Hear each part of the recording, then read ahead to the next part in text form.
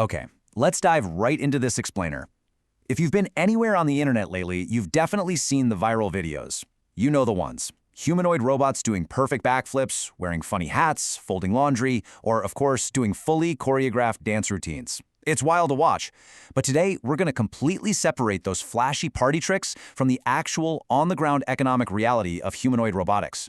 Because honestly, behind the silly dances is a very serious, very expensive, and fundamentally unproven bet that AI-powered machines could totally transform the global labor market. We're going to look closely at the commercial viability of these robots, figure out what's real, what's just clever marketing, and what the potential market impact truly looks like. To really understand the commercial timeline of this technology, here's our roadmap. First, we'll look at the multi-trillion-dollar hype. Second, cracking physical AI. Third, China's massive push for scale. Fourth, the factory floor reality. And finally, fifth, the true economic impact. All right, kicking things off with Section 1, the multi-trillion-dollar hype. Let's look at the absolutely massive expectations currently flooding the market.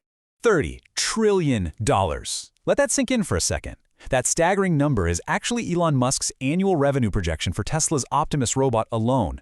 It's a figure that brilliantly highlights the astronomical, almost unbelievable hype driving the entire industry right now. High-profile figures across the tech world are talking up humanoids endlessly, basically predicting a massive paradigm shift that sets these machines up to become the ultimate multi-trillion-dollar market by 2050. It is literally the reason why everywhere you look right now, from major tech conferences to high-budget ad campaigns, humanoids are front and center. So you might be wondering, where is all this money actually coming from? Well, the frenzy is almost entirely driven by the AI boom. Tech giants are pouring billions into startups because they see a massive opportunity to bring artificial intelligence off of your computer screen and directly into the physical world. Companies like Nvidia, led by Jensen Huang, are heavily involved because, quite frankly, they hold a virtual monopoly on the AI GPUs needed to power the physical brains of these new machines. They're betting big that selling the chips and the software for humanoids is going to be their next massive revenue stream.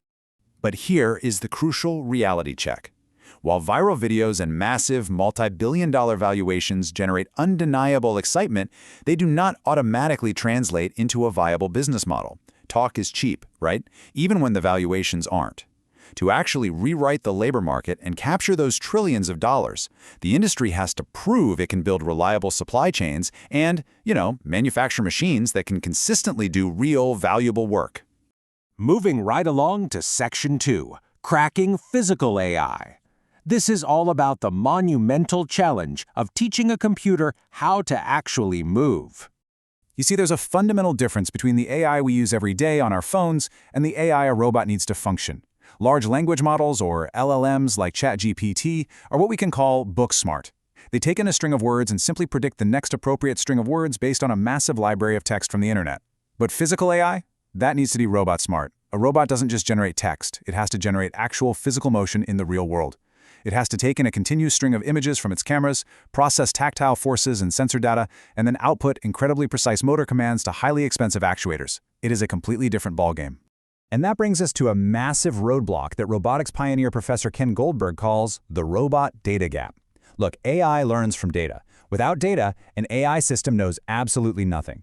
The huge problem here is that humanity simply hasn't recorded the exact physical motions required to do everyday tasks. Think about folding laundry.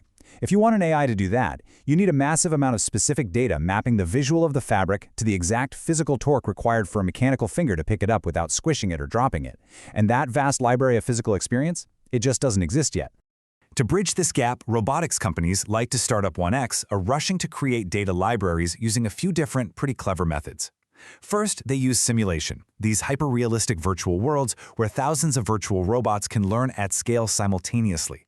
Second, they're harvesting massive amounts of 2D video from places like YouTube, though, to be fair, translating flat 2D video into complex 3D motion is incredibly tough. Third is teleoperation. This is where real humans put on VR glasses and literally puppet the robot to demonstrate physical tasks.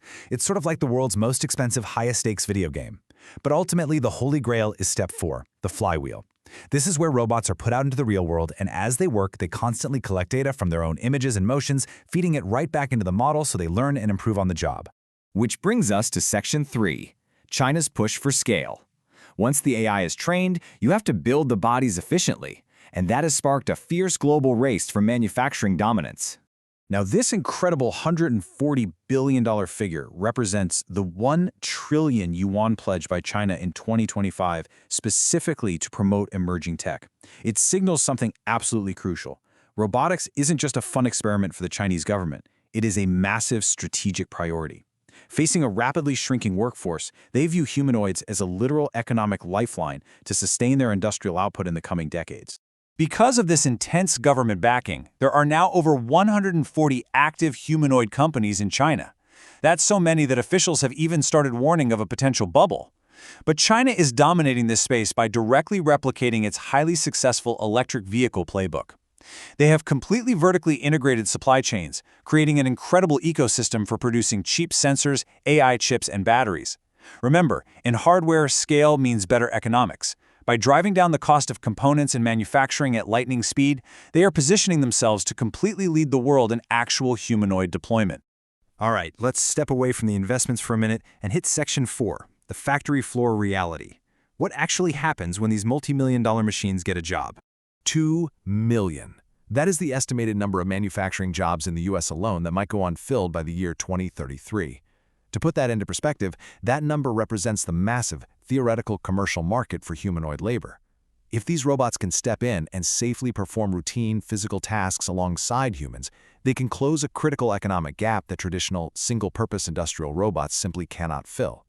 To actually test this, major companies like BMW, Amazon, and logistics giant GXO are running commercial pilots right now, and the results, well, they're mixed. The clear wins are that humanoids are fantastic at working in extreme environments. GXO found they can operate in freezing temperatures for their entire battery life without a single complaint, saving human workers from incredibly uncomfortable conditions. But executives are quick to note the serious bottlenecks. The robots are still quite slow, they have very limited battery life, and they completely lack the basic human dexterity we take for granted. They frequently drop or damage products. What this means in practice is that these multi-million-dollar machines still require human chaperones to essentially audit their work and clean up their messes. And finally, Section 5, the true economic impact. When does this technology actually start paying for itself? The economic timeline depends entirely on where these robots are deployed. Manufacturing floors and warehouses, those are structured, highly controlled environments. They're already designed to shield human beings from heavy machinery, which makes them the most viable short-term market. But the grand vision we keep hearing about, putting humanoids in hospitals to care for patients or in our homes to do our laundry, that carries massive uncertainties. Homes and hospitals are semi-structured, completely unpredictable environments where the cost of making a mistake isn't just a dropped cardboard box, it's potentially a life-and-death situation. And this brings us to a sobering reality check from the people actually testing these machines on the ground. As Patrick Kelleher from GXO points out, the tasks in a warehouse are currently too complex and way too important for quality control to be handed over entirely to humanoids right now. The ROI is still a giant question mark. Robotics pioneer Professor Ken Goldberg echoed this exactly, noting that while the resurgence in the field is thrilling, we have to be highly realistic about the time frame. We're likely looking at many, many years of rigorous research and development before these robots become the indispensable, everyday companions the hype promises. So, that leaves us with this final thought. We are undeniably witnessing an incredible leap in physical AI, fueled by billions of dollars and a fierce race for global manufacturing supremacy. But the leap from a highly controlled lab demonstration to an economically viable, reliable workforce, that is monumental.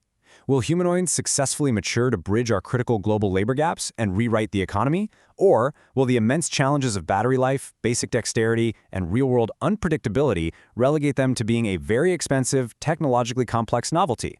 That is the ultimate multi-trillion-dollar question we must keep asking as this fascinating technology continues to unfold in the real world.